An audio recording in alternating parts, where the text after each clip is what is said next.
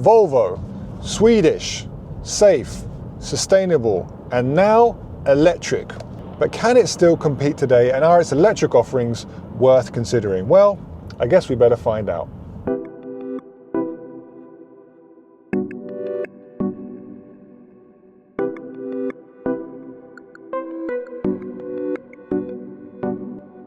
Today I'm feeling a little bit Swedish, and not because the weather is a little bit cold, but because I have this, the Volvo EX30. Okay, so the EX30 has been out for some time now, but now is arriving in various markets around the world. Today, we'll be taking a close look as well as recommending which version we think is the best for you. So make sure you keep watching. Oh, and don't forget to give us a like and a subscribe for more great EV content. So now Volvo is an electric vehicle brand. Growing up, I remember Volvo estates were all the rage. Everyone had one. In recent years, Volvo have found great success with their SUVs. Their XC60 was their best-selling car once again in 2024. Today, well, they've certainly come a long way. We have a nice looking, dare I say it, cute, small SUV, which I think still retains a lot of the Volvo look while pushing things further into the future as the brand's first bespoke electric vehicle. It's small for a Volvo. In fact, it's the brand's smallest vehicle to date. And I believe it's been created for urban mobility for smaller families. Lots of smooth aerodynamic lines give the EX30 a slightly sporty and aggressive look. At the rear here we have the C-shaped tail lights, which are highly visible and very memorable. A roof-mounted spoiler and a diffuser give it an even more sporty flair and help to improve the aerodynamics as well. In fact, the EX30 has only a slightly worse aerodynamic rating than the Polestar 4. The EX30 coming in at 0.28, which just loses out to the Polestar at 0.26, which I think is quite impressive.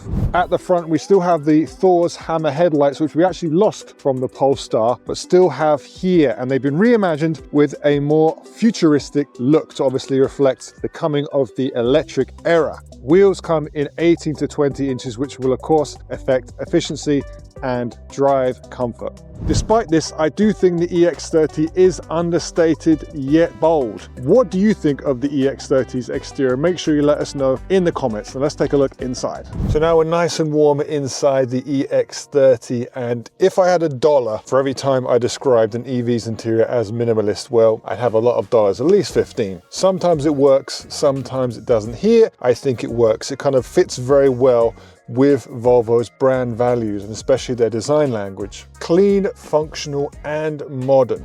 It definitely gives you the vibe of warmth and calmness, which I think is a key factor of Volvo's and wider Scandinavian design. And how can we talk about Scandinavian design, or Volvo for that matter, without talking about sustainability? We have every type of sustainable materials you could possibly imagine in here. Recycled and renewable materials, including upcycled textiles, recycled plastics, and responsibly sourced materials for the wood and metal accents. If it's in here, it was brought to you with the minimum loss of life, with a minimum loss of wastage. And that's very Volvo. Most importantly, for me at least, is despite looking small on the outside, inside the car has been designed to feel very roomy indeed. We have lots of headroom, we have lots of space here. Of course, we have no center unit here. The dashboard has even been pushed back to increase this feeling of space. Of course, being Swedish, we have some very innovative uses of storage. We don't have a glove box here, but in fact, we have a centrally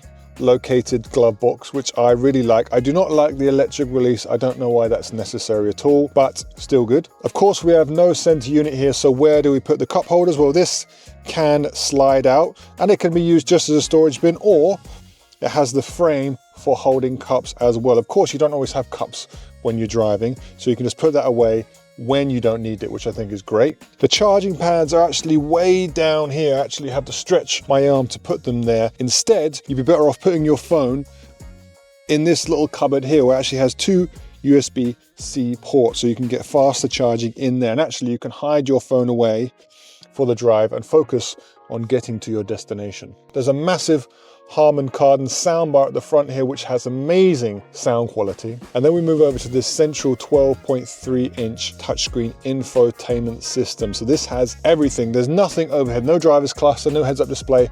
This has all of your information on it. I think they've been very ambitious, but perhaps in the wrong ways. I think just like the rest of the car, they should have tried to keep it as simple as possible. Instead, we have a experience which is very cluttered. So for example, we have 1, 2, 3, 4, 5, 6 different areas of information on this screen, which I think was already a bit of a red flag. It's very complicated and it's trying to do too much at the same time. And when you look at this, especially when you're driving, it's very hard to make out where and what you are looking at. It is also not the fastest operating system I have ever used. So the other thing which I find not very intuitive is the window openers and closers, which is actually located in the middle here, but it's quite high up and far back. So it's a little bit awkward to push these in the first place.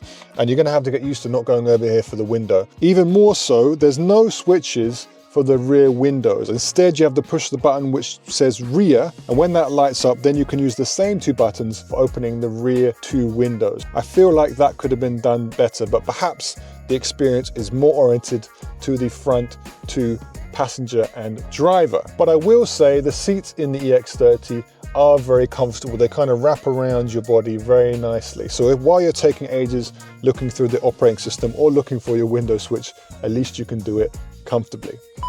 I could sit in the EX30 for hours, in the front at least. Okay, let's get this scene done as quickly as possible, shall we? So as you can see, I'm not having as much fun in the back as I was in the front. My seat is in the driver's position I would usually have it in, and the legroom is not good. I'm actually squashed against the seat in front of me here. Luckily it's nice and soft, so it's not such a big deal. If I had friends who were as tall as me, they'd probably be getting the bus instead of getting a ride in the back of my EX30. But saying that, the headroom is very good. We have this SUV design and it hasn't been cut down at the back at all, so actually headroom is really good. In fact, we have a center unit here with 2 USB charging ports. We have a slot here for your phone. We have some nice removable storage here as well.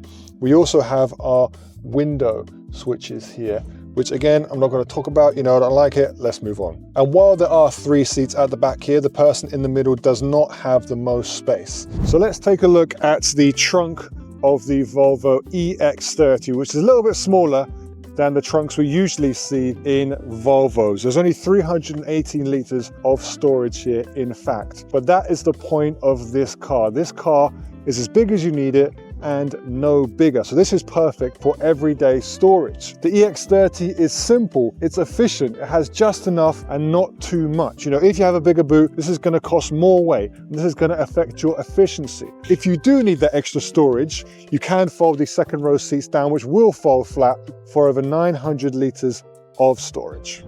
So driving the EX30 is a little bit of a contradiction for me. It's a little bit of a split personalities, if you will. When you start driving the EX30, you realize it's very easy to drive. It's very agile, the steering is very light. Then you move into the power and things start to get a little bit different, let's just say. So the EX30 comes with up to 420 horsepower, which gives this a 0 to 100 kilometers an hour time of 3.6 seconds in the dual motor version. So that makes this small, cute electric SUV the brand's fastest production car to date. I mean, WTF. It's like the guys who were designing it thought of ways they can make it nice and cute and simple and easy to drive. Then they clocked off, and the next guys who came in were hardcore performance enthusiasts who decided they wanted to make it the fastest Volvo in the world. The good news is the long-range version, which is a single motor rear-wheel drive, is much less aggressive, much more comfortable and much more efficient, and this is the version I would recommend to you. This car is not meant to be driven aggressively. It's great for running around town, nipping in and out of spaces. If you want to drive like a mad person, go and buy a Polestar. For battery choices, we have either a 49 kilowatt hour LFP battery or a 69 kilowatt hour NMC battery. The biggest of these in the single motor variant will give you up to 480 kilometers in WLTP range, which is perfect for driving around town and the occasional long trip. So can Volvo make it in the pure electric era? I think so, if they can be very clear about their place in the world. The EX30 works really well as a small SUV, perfect for traveling short to medium distances. It's practical, stylish, sustainable, and surprisingly fast if you want it to be. For families or even singles and couples who are looking for a versatile daily driver with a touch of Scandinavian charm, it's hard to go wrong with the EX30. Although it's the brand's smallest vehicle to date, it makes a big statement.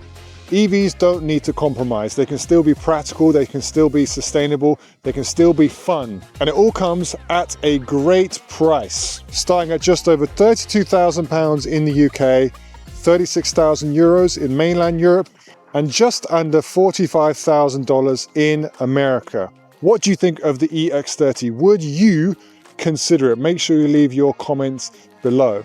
And of course, don't forget to give us a like and a subscribe. I'll see you next time.